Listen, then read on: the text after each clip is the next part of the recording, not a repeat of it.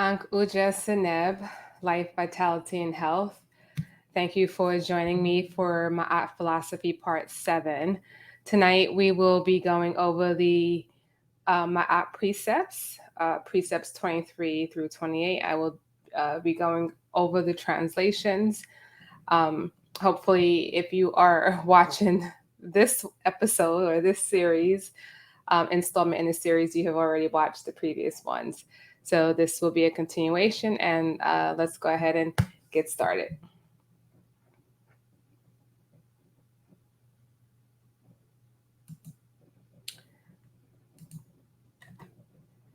All right, so let's jump right into Precept 23.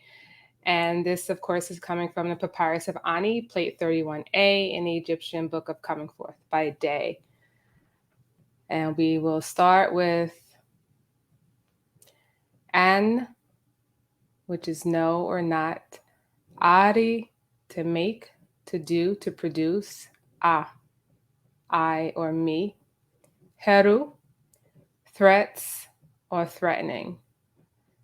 And that translates as a statement of an intention to inflict pain, injury, damage, or other hostile actions on someone in retribution or something in retribution for something done or not done. A person or thing likely to cause damage or danger. And so we can put that together and gather this meaning and understanding. I will not make threats, be threatening, or produce things that are likely to cause damage or danger. And of course, the goal is to get to the point where we can say we have not done these things. And we want to develop the capacity to live in harmony with these precepts, because by extension, it will help us to live in harmony with ourselves, of course, with others, nature, and by extension, the Creator.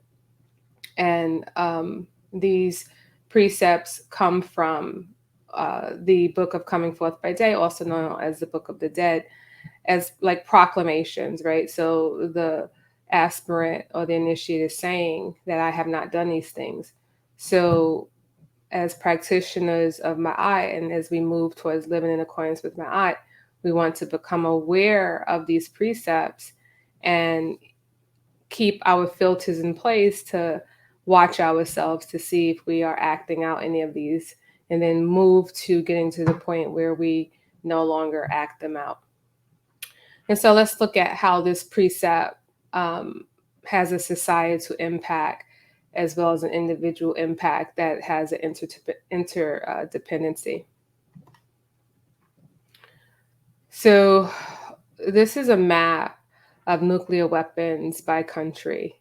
And it's interesting because certain countries have actually no weapons of mass destruction at all, right? And it's mostly parts of the world where people of color, yeah, I guess you can say people of color dominate.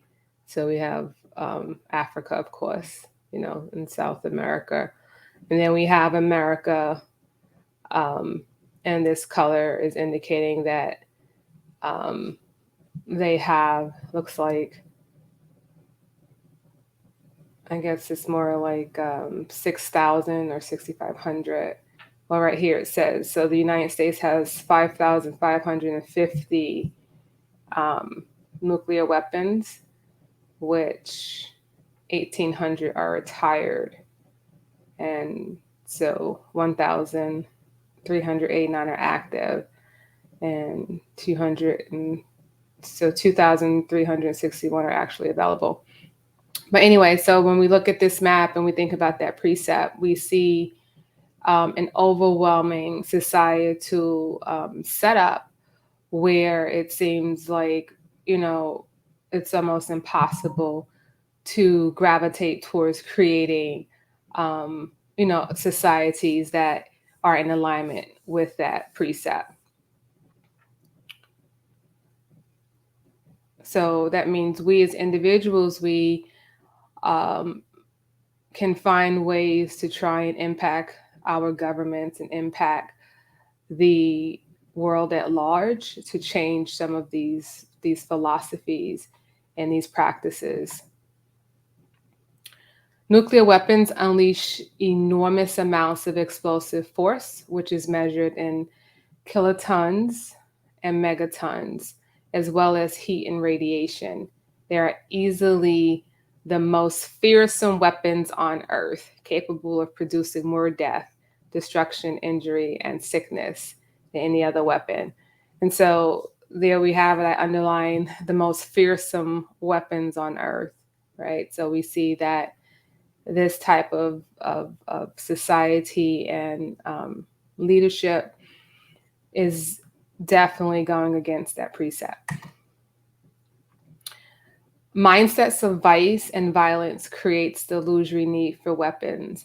And so, as I've been talking about Maa't through this series, I've made reference to Maa't being a philosophy, right? It's a way of thinking, because the way that we think manifests or gives rise to what we feel. And then what we feel gives rise to how we use our will, what we do. And so we want to begin to understand the Ma'at mindset and be able to begin allowing that mindset to override the Anma'at mindset that we've actually engendered by enculturating into societies that are based off the premise of Anma'at. And so a weapon, arm, or ornament is any implement or device that can be used with the intent to inflict physical damage or harm. Weapons are used to increase the efficacy and efficiency of activities such as hunting, crime, law enforcement, self-defense, and warfare. In broader context, weapons may be constructed to include anything used to gain a tactical, strategic, material, or mental advantage over an adversary or enemy target. And so we all are familiar with this construct of weaponry, but do we take time to kind of like think about how it has created a society that is very much living against that particular precept?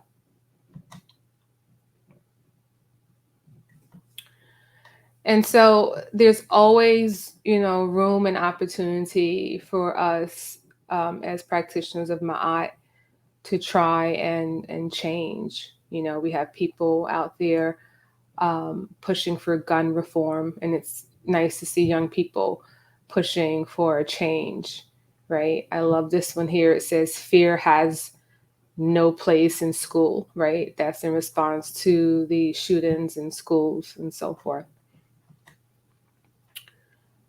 We have people that are putting time and energy into speaking out against nuclear weapons. We have people that are pushing bills, right? Sign the nuclear weapons ban treaty. And so these are all my practices, right? Trying to affect positive change, because we know that the society is headed, down a dark hole the more we live outside of Ma'at. And, I wanted to bring this point up about Ma'at protection, because a lot of times people say, well, what if I'm under attack, and what should I do? And even me as a spiritual practitioner, it's like, do you prepare yourself to defend yourself, or do you kind of like just let any and everything happen to you? And that's an individual choice. So that precept was speaking about being on the offensive side of the weapon, right? On the offensive side, using those types of things and that mindset to impose force over other people. But as we see by looking and studying ancient Kemet, they actually had to develop the capacity to defend themselves. And in doing so, it helped them to regain power back over Egypt after it was overthrown by the Hyksos. And here we have little future monks, practicing martial arts. And so there is definitely a place for understanding how to protect yourself against those who don't want to live in accordance to Maa't. And then we have Precept 24. All right, so let's get into this one. And this one is another rendition of Precept 14. So I did talk about there being some precepts that appear as duplicates. In my working with them, I don't interpret them as duplicates, but variations. There's small nuances that can help you understand the slight change or the variation in the precept. So we have an tehi, to invade, to attack, to violate a frontier, to infringe. And so invade is to enter for conquest or plunder, enter a place, situation, or sphere of activity in large numbers, especially with intrusive effect. Attack, to take aggressive action against a place or enemy forces with weapons or armed force, typically in a battle or war. I or me. I will not invade, attack, or infringe upon others.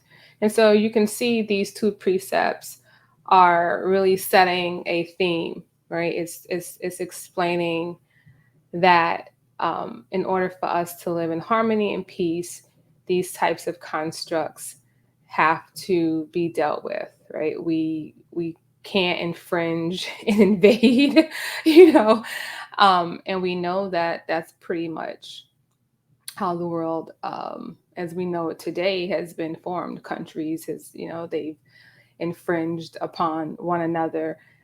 They use weapons of mass destruction to garner control over other countries and to invade them and so forth. And so again, we want to look at it from both a macro and micro perspective to see how, we can be of service in trying to help push and promote Maa't in regards to this precept.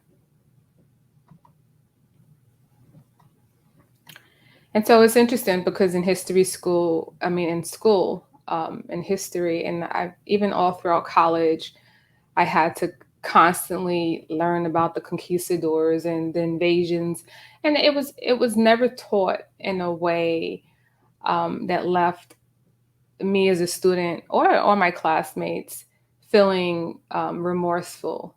It was taught in a way that justified it. It was like, yeah, I remember in college, my professor, he split the class up into the conquistadors and the Native Americans.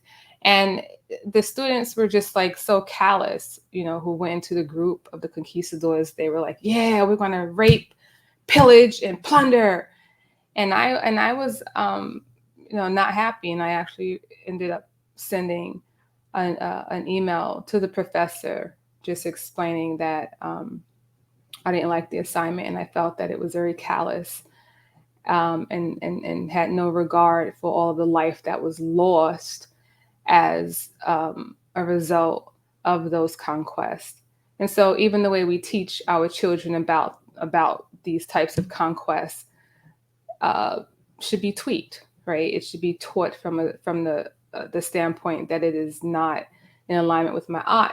And so therefore it is a part of what leads to the degradation and the demise of humanity. Not something that's honorable or that should be remembered or remembered in an honorable light. And we see still today, the same stuff is still going on, right? This is the latest and greatest war that we all are pretty much familiar with. And then this is the next one that's kind of like unfolding, and that's, China pretty much colonizing and taking over Africa. um, again, I'm kind of like dumbfounded to even see that these types of things are still taking place in 2022. But I'm not surprised if something does not come along to challenge the status quo of on my eye, then it just continues to fester and grow out of control.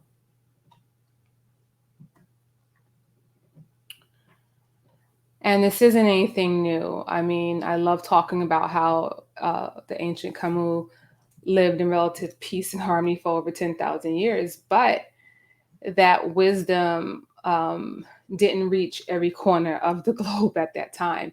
Although they did travel and traverse various parts of the world promoting Maa't philosophy and living.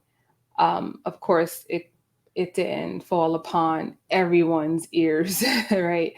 And I'm sure it wasn't well received by everyone, just like it isn't today. And so the Hyksos did invade Kemet and caused an uproar and the first phase of the downfall and demise of ancient Kemet. Ma'at being the societal foundation allowed Kemet to establish relative peace and harmony for over 10,000 years. After the Hyksos invaded the Nile Delta around 1638 BC to 1530 BC, the Kamau had to develop both offense and defense tactics.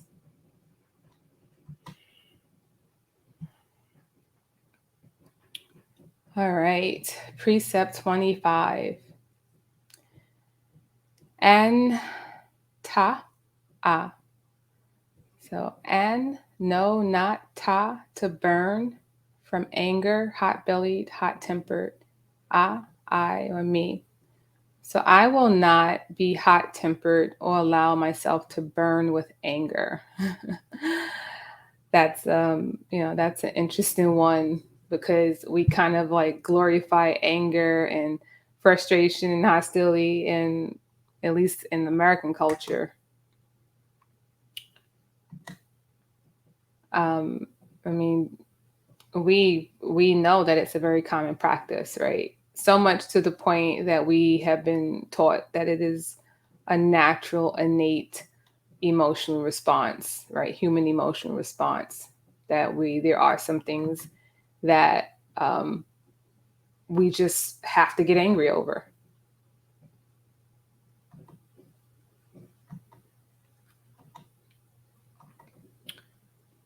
And so, according to my philosophy, it's actually an abnormal reaction to stresses in life. And as we practice Maa't, we develop the capacity to transcend the anger, right, with wisdom and understanding that allows us not to lose ourselves emotionally. We also have environmental contributors to anger. So we are living in a world now that we're constantly being bombarded by electromagnetic frequencies, radiations, all these types of things that go along with living in a technological age that we are unaware of. I know I suffered what most people don't even know exists, EMF poisoning, just overexposure to electromagnetic frequencies.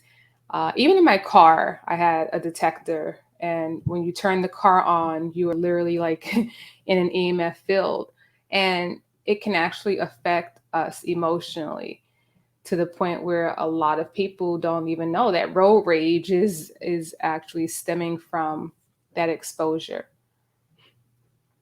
And so this is something that I encourage people to look into, right? Today's cars typically have more than 50 electronic control units. Almost all new cars on the market today contain at least some wireless input to these computers. It works with large volumes of vehicle driving history, including information technologies, navigation systems, telematics, emergency assistance systems, and remote control locks to ensure greater driver safety. right? And so these all are things that we pretty much like, right, to have in our newer cars. But according to scientists, um, these are harmful. Harmful effects of RF, EMF exposure are already proven. Over 220 scientists from more than 40 countries have expressed their serious concern regarding the ubiquitous and increasing exposure to EMF generated by electric and wireless devices already before the additional 5G rollout, right? And like I said, I personally suffered because I worked many years as an information technology professional in data centers and things like that.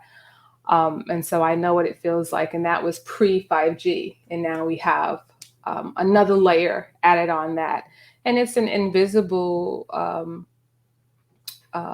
field, right, that we can't see, but our cells and our immune system is aware of it and being impacted by it.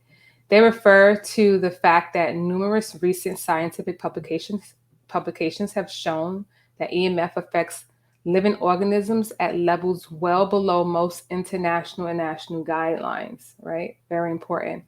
Effects include increased cancer risk, cellular stress, increase in harmful free radicals, genetic damages, structural and functional changes of the reproductive system, learning and memory deficits, neurological disorders, and negative impacts on general well being in humans.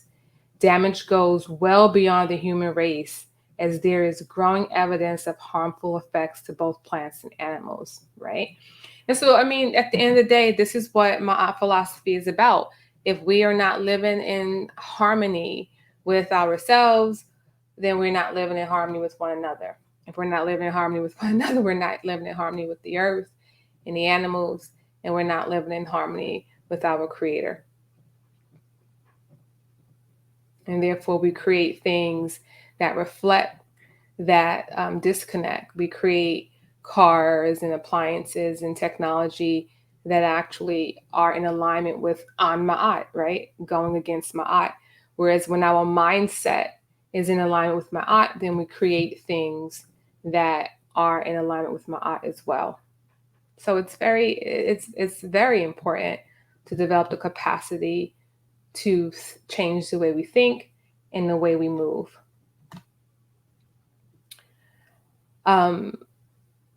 Socially acceptable anger in music, right? I mean, I know, especially when I was younger, I grew up in the murder capital of New York City during the crack cocaine era, and so we were always angry. we had a reason to be angry, right? From the poverty and the violence and everything else. But I mean, it's just socially acceptable. I mean, music today is so violent and so angry.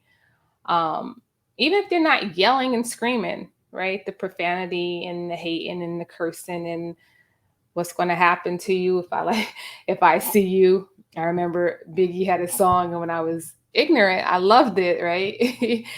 I think it went something like, when the ICU is guaranteed to be an ICU, stuff like that. It's just this ignorant violence and anger and hostility in the music. And so these things get into our subconscious and they feed the way we think and then the way we feel and the way we act. So these are the types of things that we want to start getting away from, moving away from the things that's going to support the anger and the ignorance, right? Watching people get angry and television shows is priming us for how to behave in similar type of situations when they occur in our life. Listen to the music with the anger and the vice. It's pre-programming us to behave and act in that same way. And it's been scientifically proven that music is very influential in how we think and behave. So is anger truly a natural response, right? And this is important, especially as a former psychology major. Some of the things that I learned in psychology totally conflict with Maa't philosophy. A leading cause of anger is a person's environment. Stress, financial issues, abuse, poor social or familial situations, and overwhelming requirements on your time and energy can all contribute to the formation of anger. And so, in our little Maa't way of thinking and behaving and being, we've created societies that are very stressful, very overwhelming, right? That's creating all of this stuff. This stuff is not innate to humanity. A lot of this stuff is socially induced, right? Social skills that we create by not having a mind in alignment with Ma'at. Sources of anger: disappointment, frustration, judgment, rejection, and fear.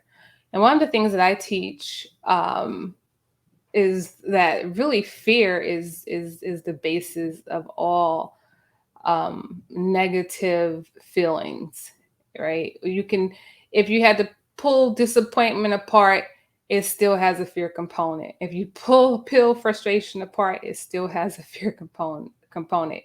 Same thing with judgment, rejection, jealousy, right? All of those have a fear component. And so once we allow one of these feelings, right, to be stimulated because of the way we thought or perceived something, right? So the way we think, which is stemmed in our programming, gives rise to how we feel. And so if we allow a negative feeling to rise in us, it actually stimulates the amygdala. And it makes that situation more memorable. Once the amygdala is activated, that situation is paired with an emotional response. And because we are wired, right, to stimulate our sympathetic nervous system in order to protect us, right, from things that are legitimately fearful, right? Things that are legitimately dangerous. I don't want to say fearful, dangerous. Then it pairs that emotion with that so that when we are in a similar situation, it can quickly solicit the sympathetic nervous system so that we can react. But a lot of the things that are creating this amygdala stimulation are not real imminent threats. You know, it's like, oh, I don't like what he said to me, right? Oh, this car cut me off. Oh, right. None of those things are really life threatening, but yet we allow them to rise up, right, in our gut and then stimulate the amygdala. And then that stimulates the hypothalamus.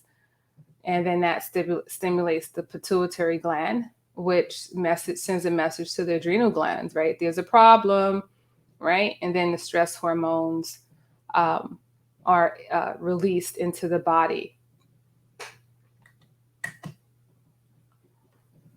And so once those hormones are released, especially over and over and over again, they begin to create damage in our bodies. So how anger changes your brain: elevated cortisol causes neurons to accept too much calcium through the membrane. A calcium overload can make cells fire too frequently and die. The hippocampus and prefrontal cortex are particularly vulnerable to cortisol and these negative effects. Prefrontal cortex. Elevated cortisol causes a loss of neurons in the prefrontal cortex, which is what we just talked about. Suppressed activity in the prefrontal cortex prevents you from using your best judgment. It keeps you from making good decisions and planning for the future. The hippocampus. Elevated cortisol kills neurons in the hippocampus and disrupts the creation of new ones. Suppressed activity in the hippocampus weakens short-term memory. It also prevents you from forming new memories properly. This is why you might not remember what you want to say in an argument. So too much cortisol will decrease serotonin. That's the hormone that makes you happy. And we definitely want, right? We want more serotonin. A decrease in serotonin can make you feel anger and pain more easily, as well as increase aggressive behavior and lead to depression, right? So Maa't is not about enforcing like laws on people. It's about learning how to live in harmony, right? So that we can have longevity, happier lives, right? Because when we start living in accordance to Ma'at, then we're not going to be getting angry and upset over frivolous things and stimulating fear. So stress, how stress hormones affect your body, right? So every time we get angry, this is what we're exposing our bodies to, and most of us get angry several times a day, especially those of us, which I am not one of anymore, who have to drive in traffic, right, to go to and fro to work every day. Cardiovascular system, right? It raises the heart rate, blood pressure. We know that that's a major thing in this country, right? Um, when these symptoms become chronic, blood vessels become clogged and damaged. This can lead to stroke and heart attack, right? A major killer in this country.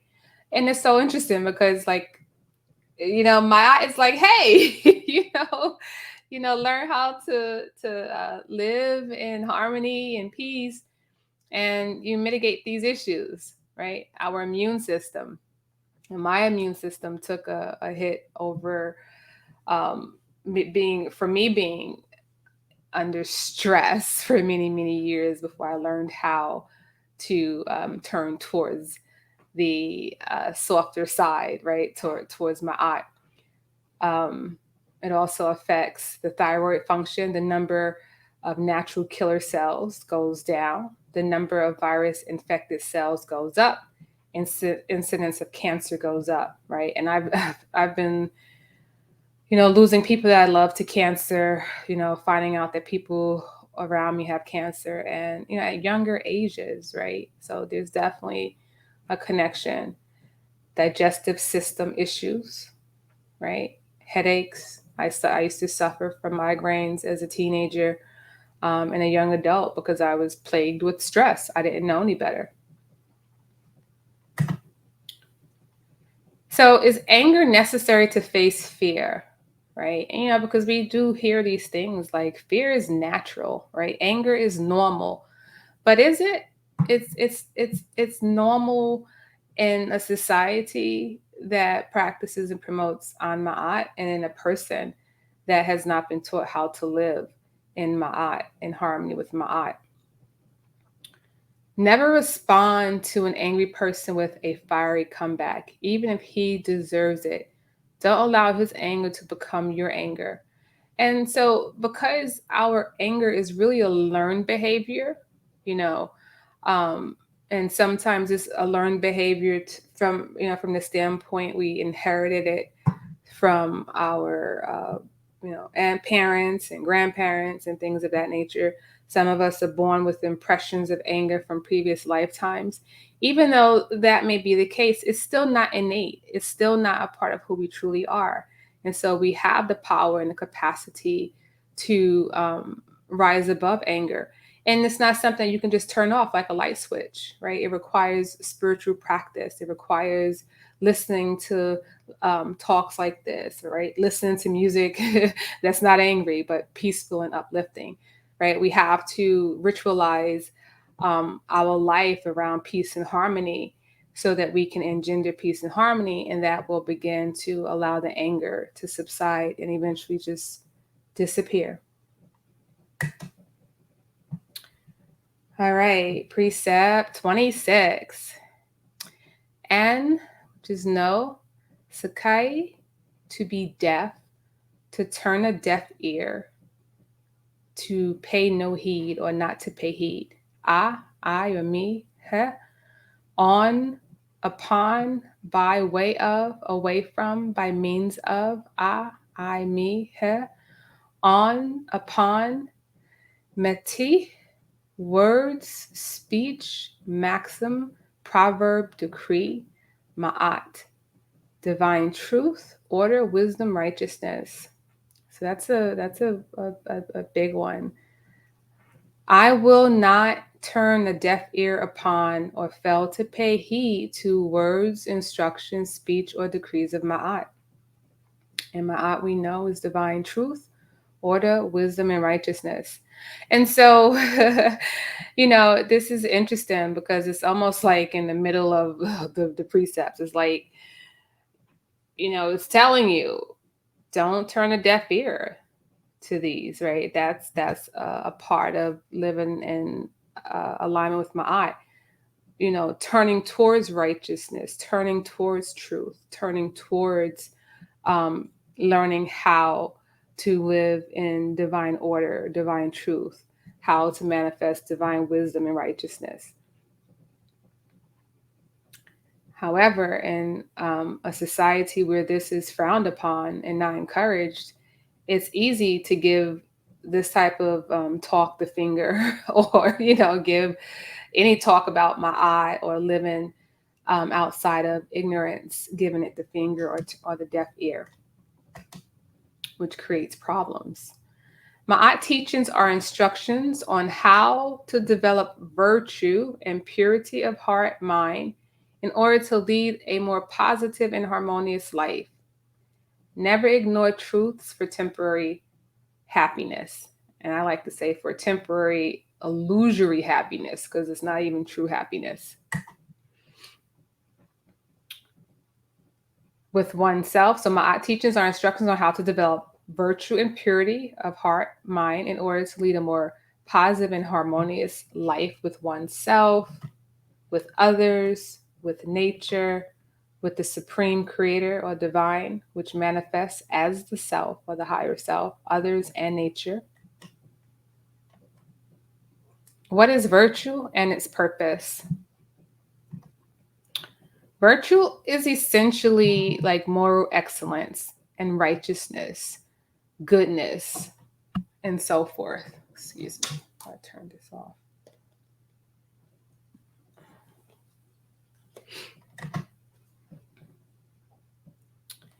It's an essence or quality that engenders universal harmony. It is the quality or attribute that leads to harmony with the all or the supreme divinity or creator. It cannot be forced upon a person through laws, rules, etc., therefore must be cultivated. Once fully developed, a person can no longer be provoked into engaging in unrighteous thoughts, feelings, desires, speech, or actions. Unrighteous thoughts, feelings, desires, speech, and actions are those based in any or all of the following vices: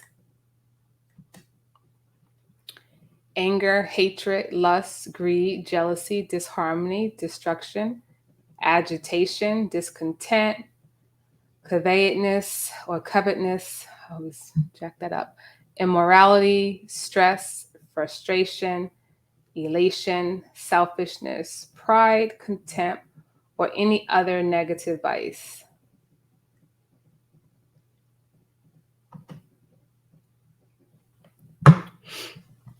There will always be those personalities, however, that will refute Maa't teachings. That goes with the territory, right?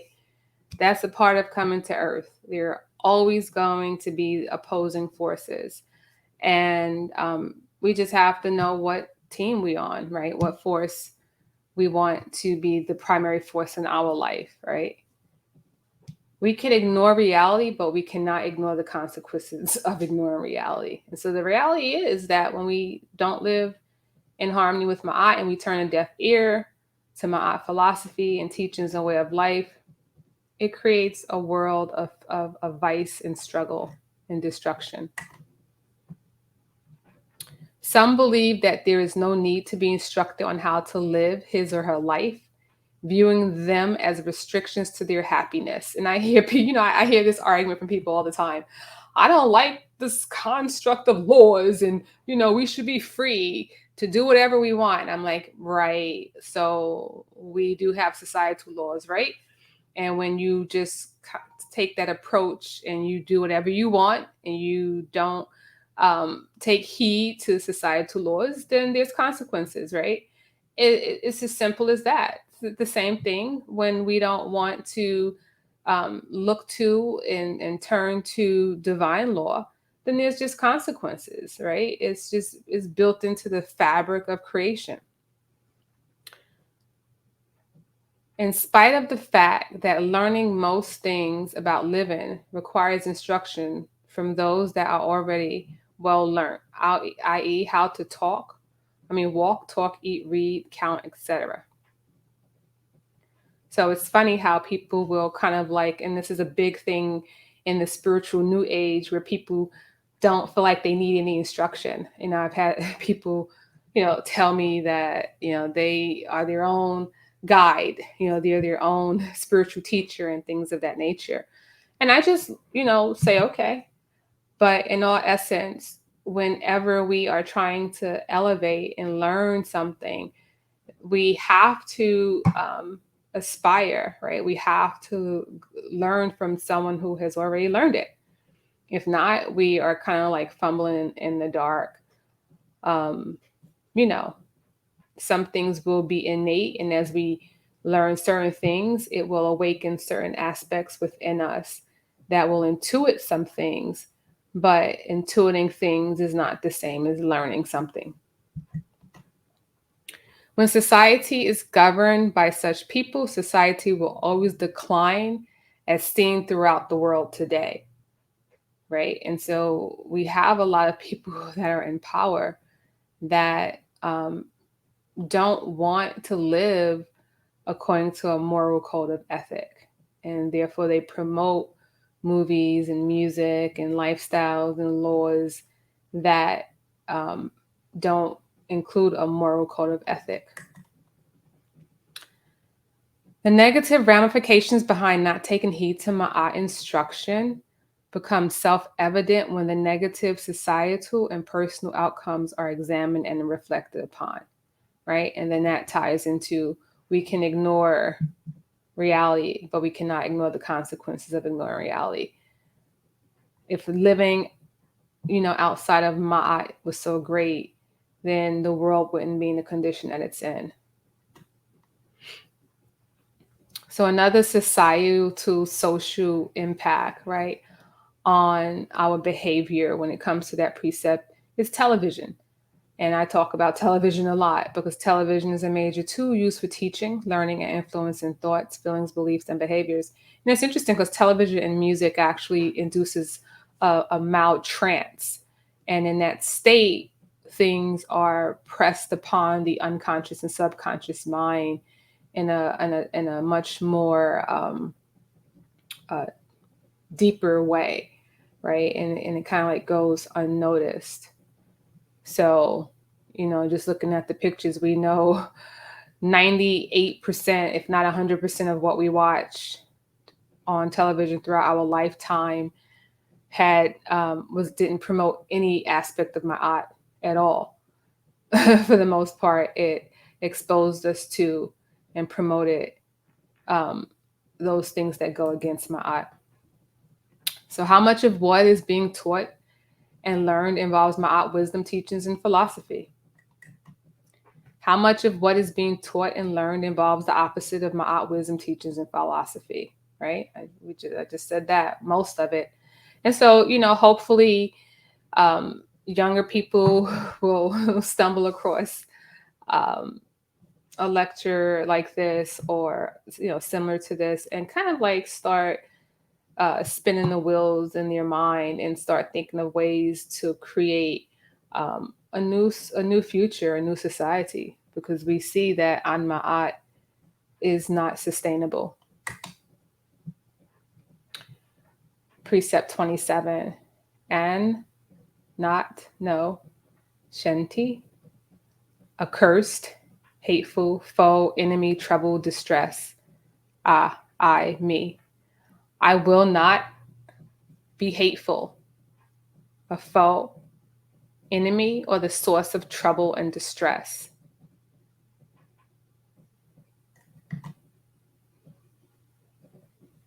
So let's look at some definitions of enemies, right?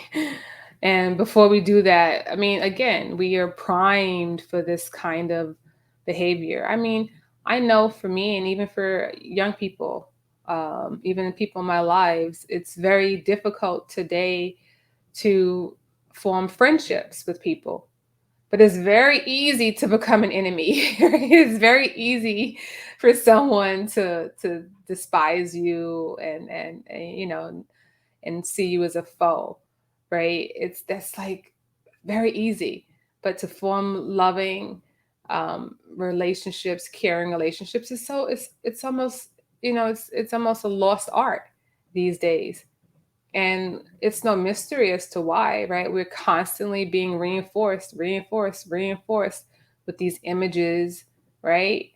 Um, of war, of creating opposition, competition, right? Lack of oneness with each other, survival of the fittest. You get yours, I get mine.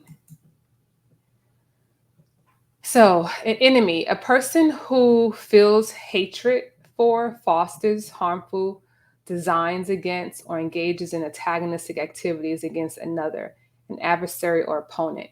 I mean, most of the jobs that I worked at in corporate America, I mean, you have to go in with your like mental battle gear on, right? Because there's so much um, adversary kind of energy, right? People don't see you as a person, an extension of the self. They see you as an opponent, and it's just such a negative, cycle that we are kind of like trapped in. And so my philosophy is telling us, we have to change the way we think and start seeing one another as extensions, right? We need to be able to create friendships easier than we create enemies. An armed foe, an opposing military force, the army attacked the enemy at dawn. Example: a hostile nation or state. A person who feels hatred for, fosters. Oh, okay. I repeated that one. So we get it. I mean, and we have to be honest with ourselves. I mean, how many of us enjoy watching fights? I mean, most people run towards a fight than away from a fight. Even as a young person, I never got excited. I don't say never, but I know I for the most part I wasn't excited over a fight. I didn't run to it and edge it on. I kind of like went the other way. Although I had a lot of fights because I was living on Maa't. All right, so that takes us to the final precept for tonight, and that is precept 28. So, an, per a. So we have no, not, violence, war, struggle, ah, I, me. I will not initiate violence, war, or struggle. And it's interesting. I don't really get into talking about the energy and the essence of the glyphs and the pictorial significance based on my limited understanding. And I say limited because I'm not in Kemet, right? I can only go based off of what I've learned and then my ability to intuit. But anyway, you see the feet here walking forward, right? Um, it's an indicator. We're talking about initiating, right? Walking to the violence, right? Starting the war, starting the struggle, being the cause of it, moving, in that direction. Okay.